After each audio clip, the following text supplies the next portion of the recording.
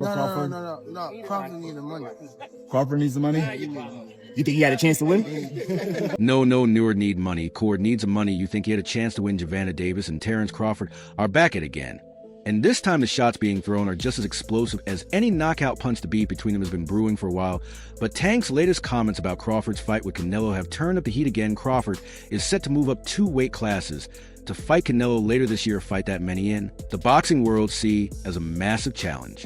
Packing on 14 pounds to face a naturally bigger and stronger fighter like Canelo is no easy task, but Crawford's been clear about his motivations. Not lead with ego. Like if you hear somebody like Tank say 147, I knock Bud out. Well, he just talking. You know. How do you not lead with ego? Like if you hear somebody like Tank say 147, I knock, but out. Well, just talking. You know, you got the confidence. I want to challenge myself. Canelo is a great fighter. He's an all-time great, one of the best that came out of Mexico. I'm one of the all-time greats. I feel why not put to the test history.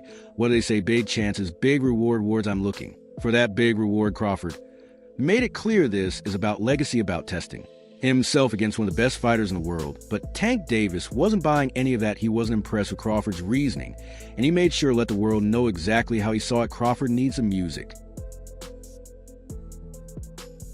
Money, that wasn't a question, that wasn't speculation. Tank said it like it was a fact, like there was no other reason Crawford would take this fight except for a big payday.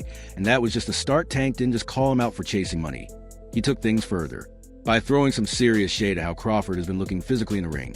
He needs some money for sure. I'm telling you, he's a good fighter. I would say smaller fighters are always better than bigger fighters because they know how to move and things like that. But didn't get clipped by Gamboa, right? How the F is he looking this strong over the past year? He ain't been getting clipped or nothing. That snack-ass, I'm telling you, y'all laugh. Somebody asked Lomachenko. No. All right. Turkey said he got your 2 Ferraris ready. What you think about that? Oh, Turkey said he got your 2 Ferraris ready. Somebody asked Lenko. Turkey said he got your 2 Ferrari ready. What you think about that? Oh, Turkey said he got your 2 Ferrari ready. I need 3 Tank. Wasn't just questioning Crawford's strength. He was straight up suggesting something shady was going on. He brought up Yuri Orcus Gamboa, a fighter who hurt Crawford years ago, and basically said it didn't make sense how Crawford had looked so dominant in recent times. And then just to make sure people really got what he was saying, he mentioned snack. Victor K. Snack Nutrition has a history in the sport, and not always in a good way. Whenever fighters are linked to it, there's always a whisper about performance enhancers, about how legit their strength really is. Tank didn't accuse Crawford directly, but he knew exactly what he was doing by throwing that out there. He wanted people to question how Crawford has been performing. He wanted them to think there's something unnatural about it. Talking about Victor Conte. He went to jail, right? Victor Conte? Yeah. And he the owner of the snack shit, right? And he went to jail. Now it's like, you know, you see, I don't want to throw him out of the bus, but you see, he went to jail for it about Victor. He went to jail, right? He the owner of the snap. He went to jail. Now it's like, you see, I once see Crawford wasn't going to let that slide. He came back just as hard, and he went straight for Tank's ego. Why is he talking like he's the greatest in the sport? Little dude hasn't even fought. No one, the fans know. We know it. Crawford wasn't just responding. He was reminding everyone that Tank hasn't faced the kind of opposition that he has, because as much as Tank is one of the biggest names in boxing, the biggest criticism against him has always been about his opponents. He hasn't fought Devin Haney. He hasn't fought Shakur Stevenson. He hasn't fought Vasily Lomachenko. People have been calling him out for years. And Crawford made sure to hit that spot directly.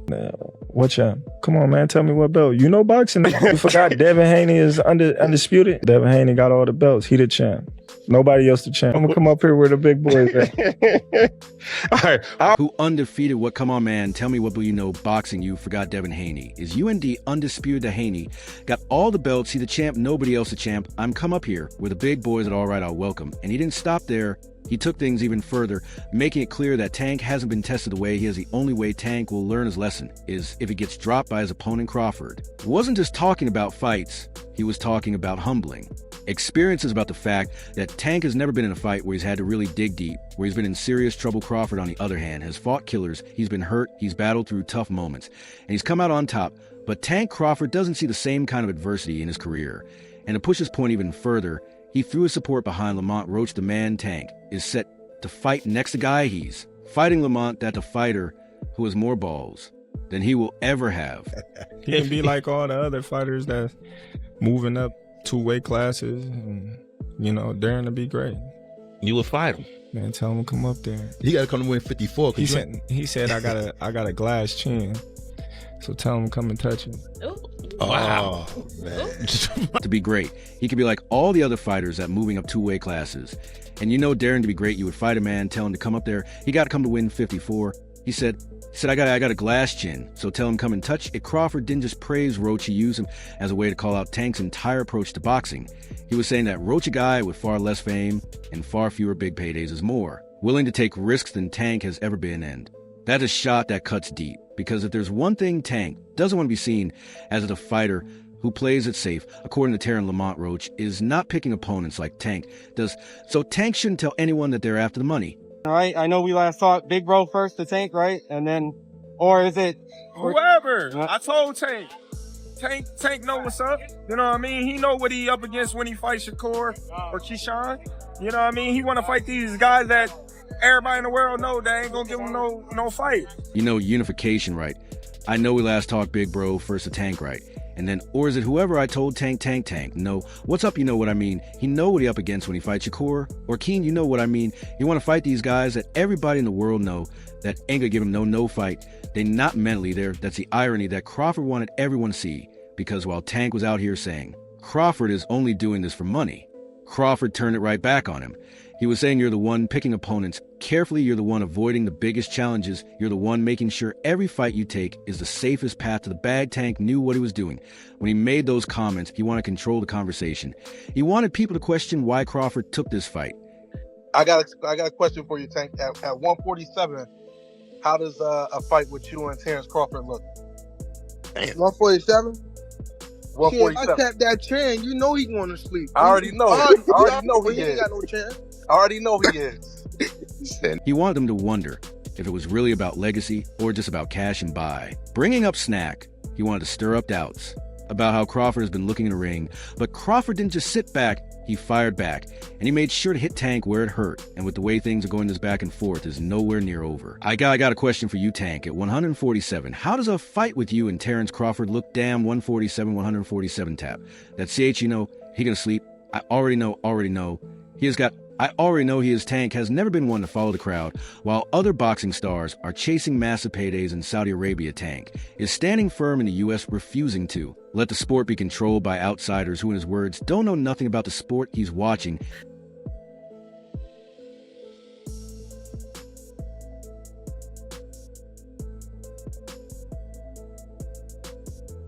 As some of the biggest names, Crawford, Canelo, Ben Aids are signing deals and flying across the world to fight under Turkey Ayla Shik's banner. But Tank, he's not interested. He's got his own empire to build. And he's not about to let someone else dictate how he moves for Davis. It's not just about the money. It's about the integrity of the sport. And after seeing what happened during the recent Saudi Arabia card, he's more convinced than ever that he made the right decision to stay. But you guys saw the guy Ayla Shik looked at. The scorecards, that's not just an offhand comment. That's Davis calling out something he sees as deeply wrong during the Carlos Adames versus Hamza Shearer's fight. Ayla Shik was caught on camera standing behind Shearer corner, holding up two fingers. Many believe he was signaling that Shearer's needed a knockout to win. And right after that, the fight ended in a highly questionable draw. Terence Crawford is good, but he's not what people make him saying. He's not pound for pound. Allowing Adams to retain his WBC middleweight title. The WBC and British Boxing Board of Control tried to brush it off, saying Ayla Shik couldn't have possibly known the scorecards. But Davis isn't buying it. He saw what he saw. And if the sport's biggest power players are willing to look the other way, that just confirms the suspicions. TC is good, but he's not what people make on the same, not pound for pound. Davis has been in boxing long enough to know that corruption exists, bad decisions, politics, favoritism. It's always been part of the game, but this feels different. This feels like an entire sport being taken over by one man with endless money. And Davis isn't about to play along. They were saying, man, we got to get Tank over here for a fight with Shakur. What I care about these titles for? You can't eat no belt. Tank? Makeup covers up a lot of imperfections. Matchmaking can do the same thing. What are you scared of? In this sport, it's like your job never done. Anybody could be undisputed in the right fight. You want me to go sell a title that I didn't work my whole life for, but boxers do that. How can... Man, I already know what you're going to do. He knows exactly why they want him in Saudi Arabia, a fight between him and Shakur Stevenson would be a blockbuster, one of the biggest fights in boxing. But Davis isn't just looking at the paycheck, he's looking at the situation. He sees how things are being run over there, and he doesn't like it. What would I care about these titles for? You can't eat no belt. Pain makeup covers up a lot of imperfection. Matchmaking can do the same thing. What are you scared of in this sport? It's like your job never done anybody could be undisputed. In the right fight, you want to go sell a title that I didn't work my whole life. Because right now, Saudi Arabia is swallowing up the sport. Canelo Alvarez just signed a 4-fight for, but boxers do that, how can it? And let's be real, Davis doesn't need to go anywhere, is already a star, is upcoming. Fight against Lamont Roach Jr. is set to break records at Brooklyn's Barclays Center, producing the most lucrative live boxing gate in the NBA arena. Since he last fought there 3 years ago, he's the biggest draw in the lightweight division, and he got massive fights lined up in the future: Lomachenko, Stevenson, Garcia. Those are all multi-million-dollar fights waiting to happen. But here's the question: will those fights even happen in the U.S. anymore?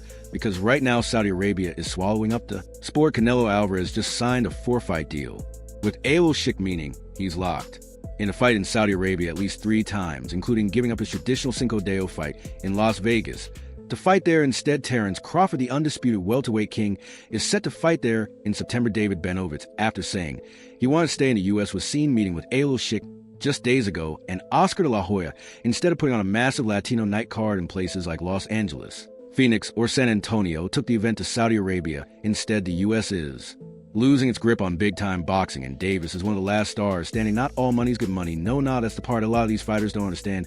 Yeah, the Saudi checks are massive, but what are they giving up in return? Control, influence, the ability to dictate their own careers. Davis isn't blind. He sees what's happening. He's not saying fighters shouldn't make their money, but at what cost? I just don't like how this guy comes into the game, and he doesn't know anything about. Is that just you being competitive, like when that happens, or is it like... I just really don't like that dude. Why, though? Cause I just don't like him. Like, I really don't like him. I don't like. Just not your cup of tea. That's just not your. I don't like nothing about him. The sport, nothing, and that's the core of it. Al Sheikh isn't a lifelong boxing promoter. He's not a fighter. He's a Saudi government official with deep pockets and a mission to turn his country into a global sports hub. He's bringing in boxing legends like Roberto Duran, setting up extravagant fight cards.